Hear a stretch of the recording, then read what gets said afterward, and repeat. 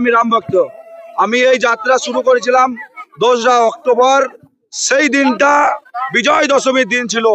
সেটা কোন দিন ছিল বিজয় দশমীর দিন? ভগবান শ্রী রামচন্দ্র রাবণকে বধ করার পর যেই দিনটায় মাতা সীতাকে নিয়ে অযোধ্যার উদ্দেশ্যে গিয়েছিল।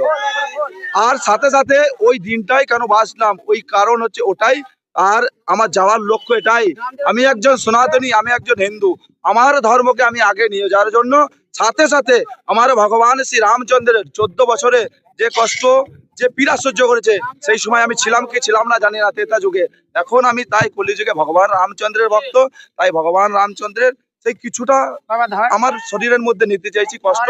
সাথে তার জন্য এই দেখতে পাচ্ছ, এই একই দেশে আমি শুরু করেছি শীত গ্রীষ্ম বর্ষা।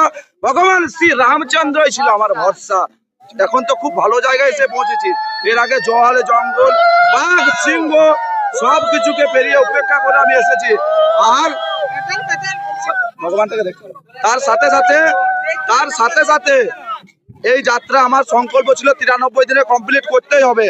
এটা কমপ্লিট করেছি 92 দিনে। আপনাদের ভালোবাসা, কার্তিক মহারাজজির আশীর্বাদ আর ভগবান রামজির কৃপাতে। আমার ছেলে সত্যি করেই মানে ভগবান ডাক্তার ওর কাছে কিছু আছে। কারণ আমার ছেলে আজকে এই রকম করে ধর্মীয়কে এত জাগিয়ে তুলবে এবং পায়ে হেঁটে 4000 কিলোমিটার আজকে বড়োয়া প্রবেশ করেছেন।